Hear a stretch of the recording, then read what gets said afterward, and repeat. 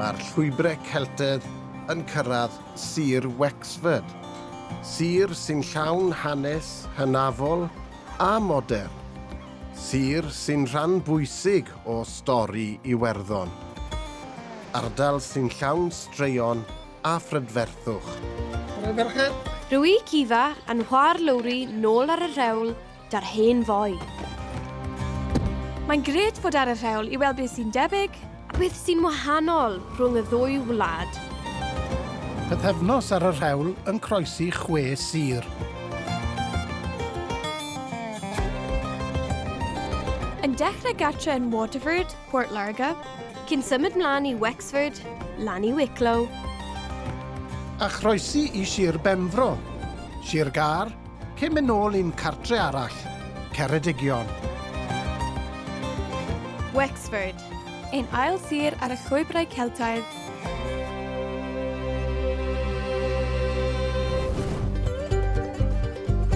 Wexford, sir sydd wedi ei leoli yn ne ddwyrain heulog Iwerddon.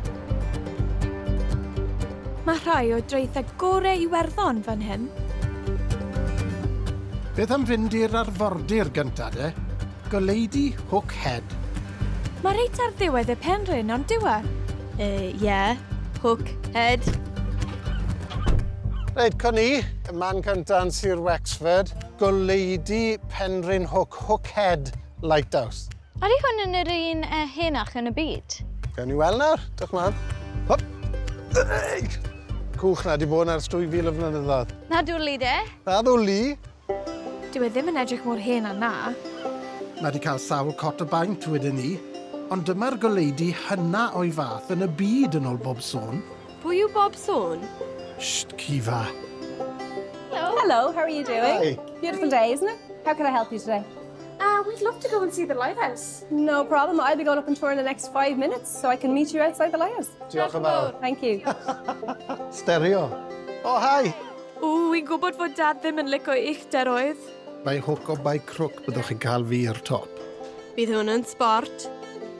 You've ever heard the expression by hook or by crook? Yes. It's believed to have originated here because Oliver Cromwell said he was going to take Waterford, which of course is up here to the right, by hook or by crook. And of course you're standing in Hook, and Crook is a small village on the Waterford side. Over there. There you go, a little bit of trivia for you. And that's, used all over the world today. Absolutely, And it everywhere. originated here. Well guys, are you ready to head across the lighthouse? Great. Oh, yeah.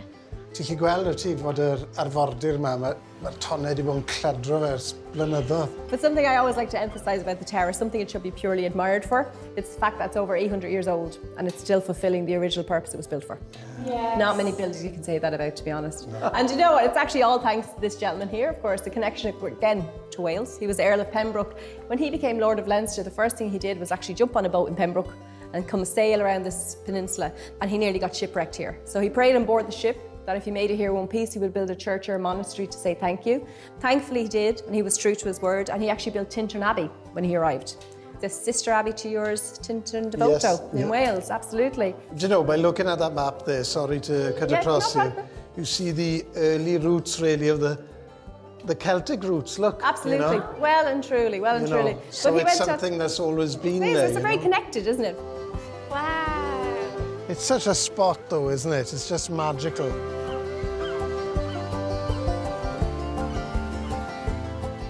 So lady! The lady! And out to the wall. Nes i'n oce, wy'n credu. Get in! Roedd e werth e. Mae'r olygfa'n anhygoel.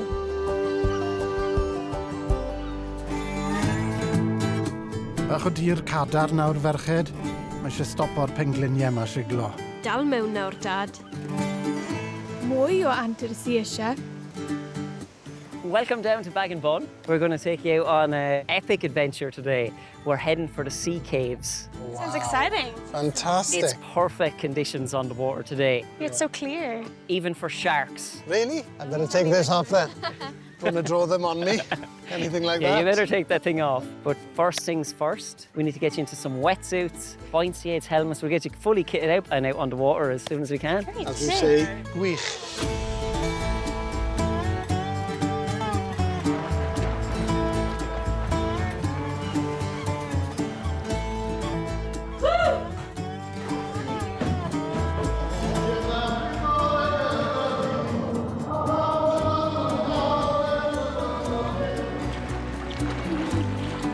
O'r baich llonydd. I'r môr mowr. Mae mwy o waith caled. Dyna ymlaen, Dad. Mae mwy o horsepower dy chi. Padlo caled yn erbyn y gwynt a'r tonen dod reit mewn i'n gwynebau ni. O, hoi fach nawr. Na, mae gormod i weld. OK, beth am New Ross? O, bore da, ferched. Reit, dyma chi nawr, New Ross. Ti'n gwybod, roedd cysylltiad mawr da teulu ni a'r Kennedys o America fan hyn, fi'n credu. Pam oedd gymaint o Gwyddelod wedi mynd i America da? Wel, allwn ni ffindio mas nawr. Chi'n barod? Mae'r car di chargio. Good. O, fi sy'n mynd ar ein o fe. Sorry, Dad. Sy'n byd yn newid. Mae'r car yn ffres fel ni, barod am ddwrnod arall. Ni di paso hwn sawl gwaith yn y car dros y blynyddoedd.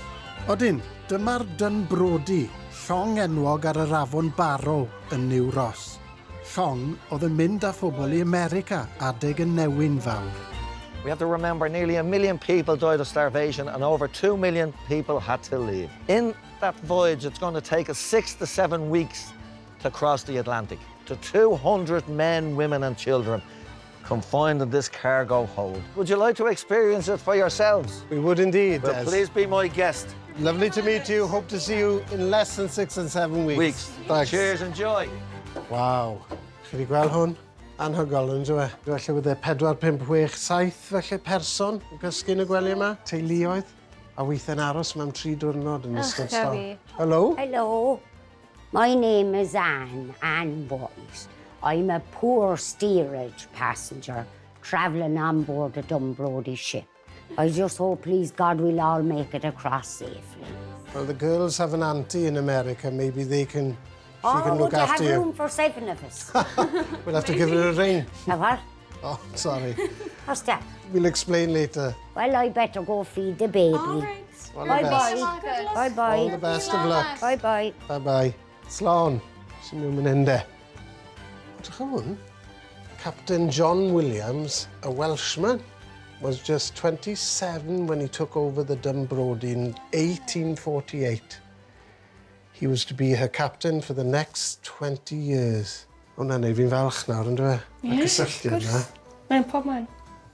Diolch, Captain Williams. Cymaint o'n cyn-deidio ni wedi gorfod gadael just er mwyn byw. Ac rhaid nid yn unig bywyd newydd, ond byd newydd.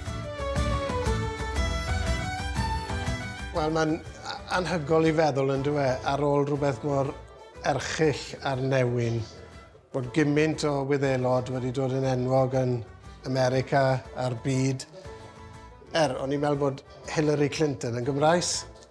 O, mae'n dod efo'r ddone. Llwybrau Celtedd, ie? O, edrych ar pwy sy'n fan hyn. Uncle Mam Liam. O ie. Ti wedi gyfeir edrych fel na. Dyma bach, fi'n Trwy'n ti bach yn debyg iddo fe. Neud y to? Oce. Ie, fi'n credu. Oedd e'n ganwr gwerin enwog iawn wrth gwrs. Wnaethon nhw enw nhw yn America gyda'r brodyr Clancy. O edrychad tra fan hyn, teulu enwog iawn, y Kennedys yn America. O, ie. JFK, wrth gwrs, Bobby Kennedy. A stori fach dy fi fan hyn. Dwi'n weld, mae llun dy fi rhywle, reit? Fi'n credu fi'n gwybod beth ti'n mynd i dweud. Oedd e wedi canu dy mam o blaen? Oedd ar llwyfan yn Boston. Ie. Ted Kennedy oedd hwn. Ie. A nath mam a'i chwaer Ifa wneud cynger iddyn nhw. O, cyfe, fi'n ffindio'r llun. Gydw? Waw. Teulu enwog iawn, wrth gwrs, o New Ross. Ie, wrth gwrs. Dyna beth oedd fi'n dweud bore yma. Chi eisiau deall mwy, dysgu mwy am y Kennedys? Ydw, pam lai? Diolch ma ne. A dyma lle oedd eu cartre gwreiddiol nhw. Beth? Boes ffarm o'n nhw? Sy'n byd yn bod yna? Bôn braich, ti'n gweld? Dim ofon gwaith. Ti'n sŵn o fel boi ffarm? O'r lle yma, oherwydd pethau fel clodi, nath teulu gadael a dod yn un o'r teuluoedd enwoca yn y byd. Y Kennedys. Hello. Shwmai. You're very welcome. Well, we just, feel so honoured in a way to be here at such a historic place and household. Could you tell us something about the history of this place? Patrick Kennedy, JFK's great-grandfather, left here during the famine in 1848 and went to Boston. And he married a Bridget Murphy, who was from a couple of miles over the road, 6 months after he got to Boston. And then JFK visited here as president in 1963 and met my grandmother, Mary Kennedy Ryan. And he went inside and had a cup of tea with my grandmother. And, So Irish. The important thing. yeah. I have a picture here that might be of some interest to you. So back in, I think it was 1992, you can see it there. That's my mother and that's my Auntie Aoife. Their dad was Bobby Clancy from the Clancy Brothers, so we're granddaughters of the Clancys, and they were asked to perform at a private party for the Kennedys. Yeah. So yeah, that's think- I think that's Ted Kennedy there.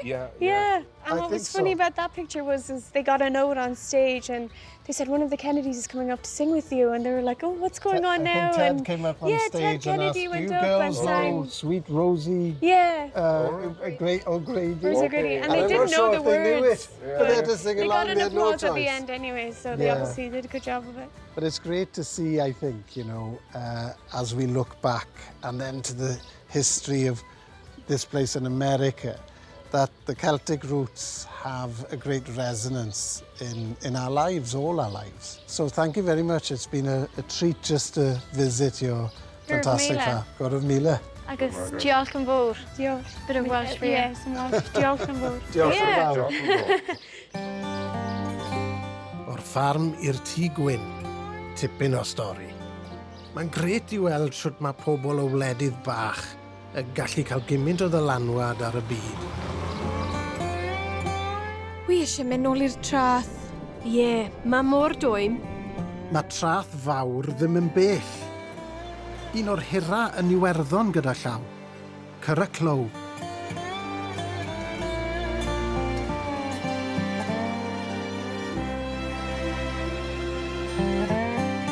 Reit, dwi wedi clywed bod treithau dwyren Wexford yn odidog a hir. A waw, drychwch ar hwn. Waw, mae fe'n hir. A di ynddo, fi'n gallu gweld dros ler fi'n credu o fan hyn, y gweld cychod, e. chi'n gweld? Dwi'n gweld load o coffa, ie. Mor hir. Be maen nhw'n neud lawr fan ade? O, maen nhw'n chwarae hurling. O, adyn. Ie, ti'n gwybod hurling? Ie. Wrth gwrs ni, wy'n gwybod yw hurling allan. Chwarae fe amser hir. Yn ei draw i cael pip bach de? Pam lai, fi'n credu. Waw. Sa di ware hurling erioed, sy'n lot o siap arna i. Ydy'n debyg i tennis? Na, ddim really. Ei fe Dermot Ling yw hwnna? Ie, mae fe. Oedd e'n chwarae di Wexford, ti'n gwybod? Oedd e? Ie, siarad i fe. Mae Dermot Ling yn enwog fel chwarae'r hurling o Wexford. It's Mr. Ryland. Ryland, yeah, there's a nice lilt there. Yeah, it's from over the sea. Yeah. Agus céim fáil tú a gimmer tí moníocht ar an tro. Céim fá nach nenam a day, like, it's deis búlam le cara, tá ráha goin Se? dóil chun cup an café ó nó rud mar sin a dermad oil, búlam le go café, and it's just like, no, fucking rachmid a gimmer to moníocht, like. Tá, ceart a goibh. I should just níos deise, Tá ná dúr ag bant leis. Tá sioscailte, tá sé fián, tá sé nádortha. Muna bearn to grime ar an líráid. Tá lámh, like an matán, tá clisteacht. Níl sé an sin, tá clisteacht sa lámh. So it's like, má churn tú an lámh amach mar sin, agus an sin chailann tú amach and you're like, you can fill that minute with the unforgiveness of how did I make that mistake, what's wrong with me, like, Ilean tú. Whereas if you just leave that self-judgment and laceration out, it's like the hand is almost saying, okay, it didn't quite work that way. If I soften up and just move it to the side, it'll do it the next time. And dígar níg, tagan sé. But níl sé sin muinte than a daoine óga. It's much more about reaching a destination, and I think it's much more about how you get there. I love listening to you, although I don't understand everything. No, I get a sense of the passion, right? And I get the sense of the heart. Yeah. Right, I'm dying to have a go now. Yeah, we'll give it a hurling. I'll have to take off my shoes, I think. Feel the sand, eh? Ni'n falch iawn o'n gêm ni yn Iwerddon. Dwi'n teimlo eitha pell o geir rygbi Castell Newydd heddi. Dim lot o ymlacio ar y trath to, ond nach i brofiad a nach i gymeriad.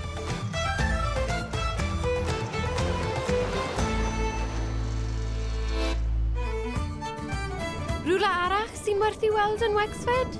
Beth am Ynys Gwerthu? Nach i le sy'n bwysig yn hanes gwrthryfel 1798. Brwydyr hanesyddol ar ôl brwydyr ar y trath.